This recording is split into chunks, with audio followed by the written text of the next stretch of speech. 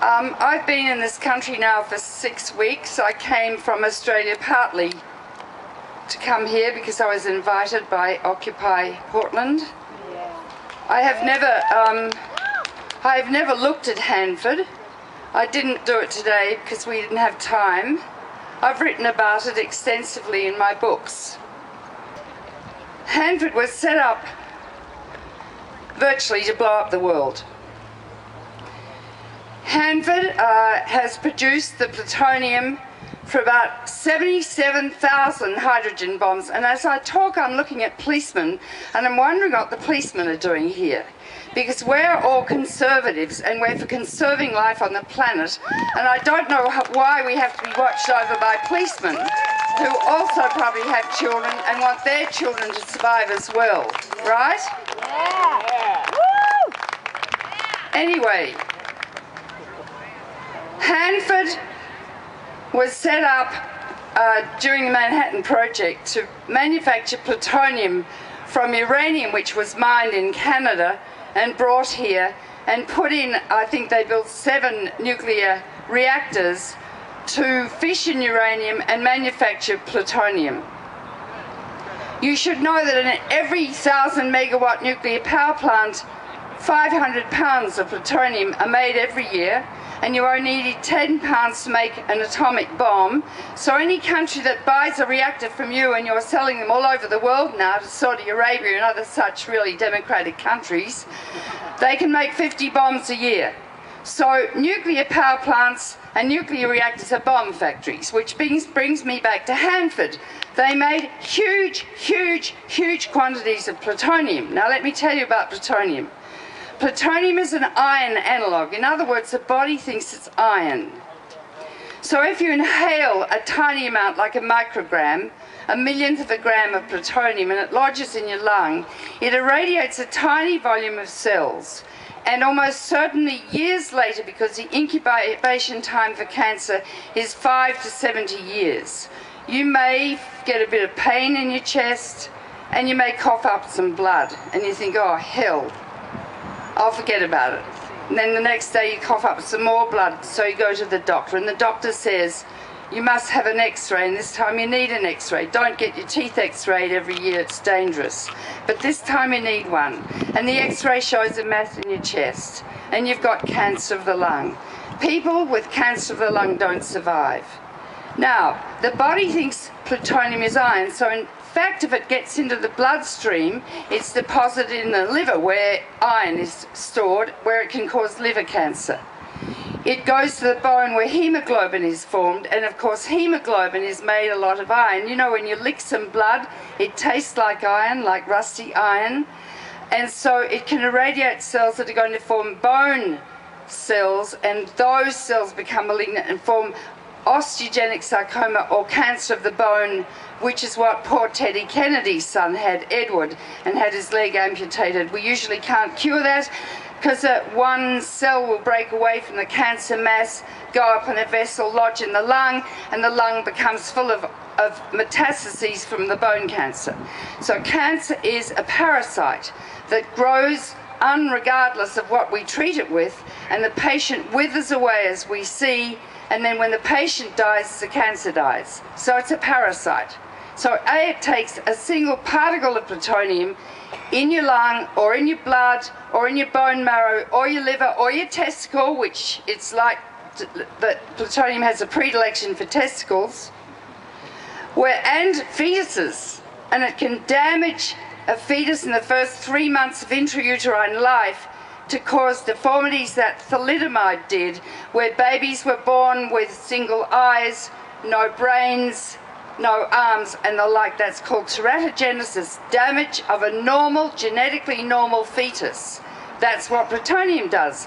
The placenta lets nothing through, no viruses or anything, but plutonium gets through because it's an iron analogue, and the baby needs iron to grow.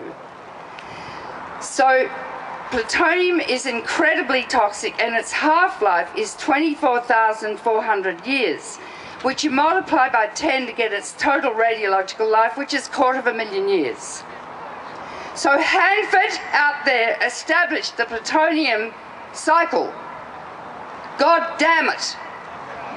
And it made 77,000 hydrogen bombs from that plutonium. Your country has a nuclear addiction and it's sick. And tonight, it could blow up the world with Russia. Do you know that of the 23,000 H-bombs in the world, Russia and America own 97% of them? Do you know that New York City is targeted with 40 hydrogen bombs as I speak? Yet they talk about terrorists. Who are the real terrorists? The Russians. And you.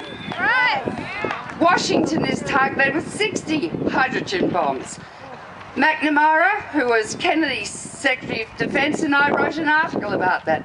Every town in your country with a population of 50,000 is targeted with at least one hydrogen bomb. You've targeted the whole of China in your wisdom since the end of the Cold War. The whole of Russia's targeted, with 60 targeted on Moscow. Your policy in the Pentagon is to fight and win a nuclear war. Now, there's a gentleman in a suit there who is listening to me, but he started to walk away. I don't know why. Or do you disagree with what I said? I thought you did, but you can't have the stage because I've got it, okay? And what I'm saying is accurate. Accurate, according to Robert McNamara, all the literature, and I'm not bullshitting, I'm speaking the truth as a doctor. And don't tell me I bullshit. Because it makes me really angry, because tonight we could blow up the world by computer error. There are 1,000 people hacking into the early warning system and the Pentagon per day. Chinese hackers, young boys with maldeveloped frontal lobes who are brilliant, you know, Asperger's. I don't know how we're still here. And Russia and America have thousands of bombs on hair trigger alert, ready to be launched with a decision time by Putin or Obama of 3 minutes. And once launched, they go half an hour from launch to land on Moscow, all the cities in Europe, in England, Australia, Canada.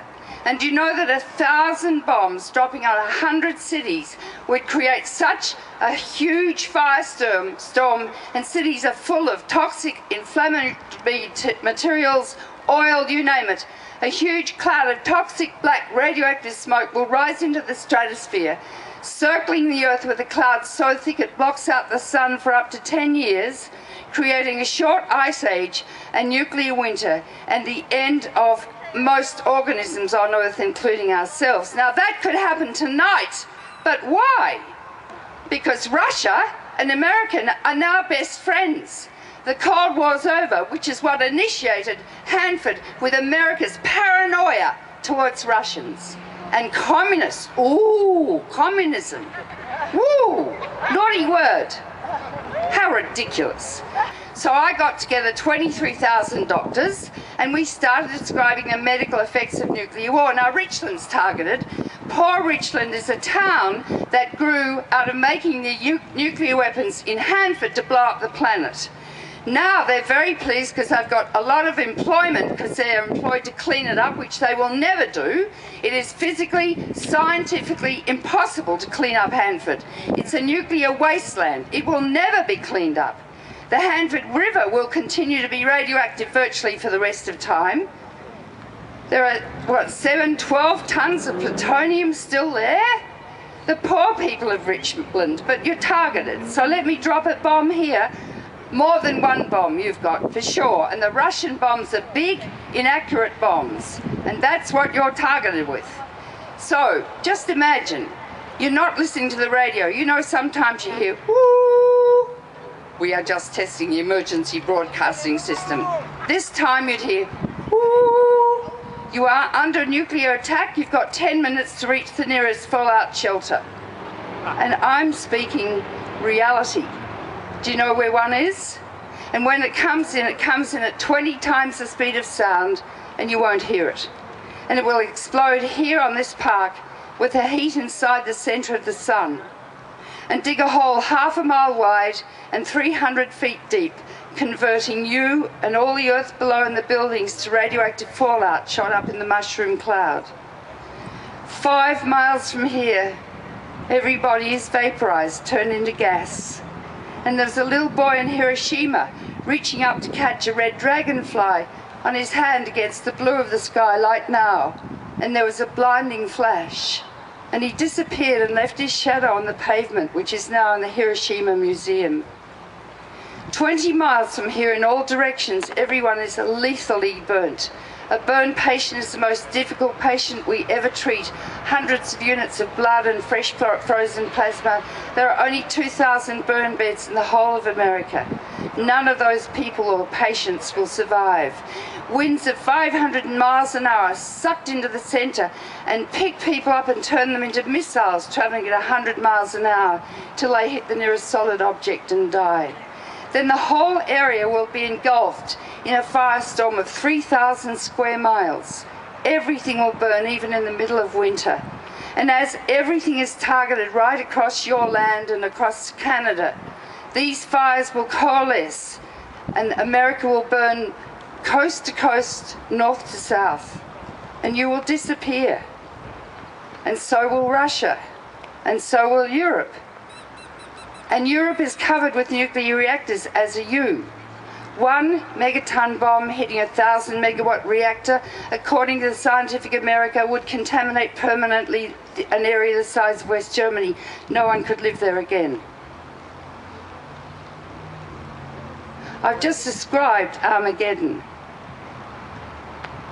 which this place initiated and created. And the Russians stupidly and blindly copied and followed because they want to be superpowers as well.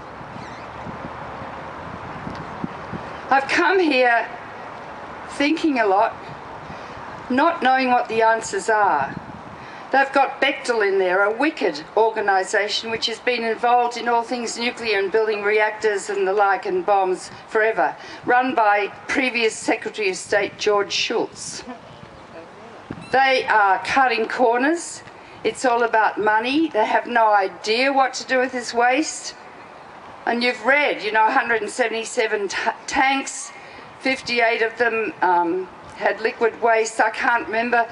But to try and get this waste into a building where they can turn it into glass, which won't be the answer because plutonium is an alpha emitter and the alpha particles crack the glass. They devitrify it and out the waste seeps over centuries. So it's not the answer. So it won't work. But the waste is all gluggy. And they put so many chemicals, carbon tetrachloride and all sorts of ghastly carcinogenic chemicals mixed with a high-level radioactive waste, and it's so gluggy. To get it through those pipes, they have to sort of squirt it like a turkey baster because it will obstruct the pipes. And if it obstructs the pipes, hydrogen could build up like at Fukushima and explode. And also, there's a lot of plutonium in that waste, and the particles are 10 times larger than they thought. And they're worried that plutonium could build up, and you only need 10 pounds for critical mass to get together, and you get a nuclear explosion, which could happen out there. Also, the tanks are dangerous in themselves, and hydrogen is building up. You could have a hydrogen explosion. If that happens, there'll be so much radiation coming out, people will die of acute radiation illness within the first 2 weeks, with their hair falling out, their gut cells dying, terrible bloody diarrhea, and their white blood cells and platelets die, and they will bleed to death, or they will die of massive infection like patients with AIDS die.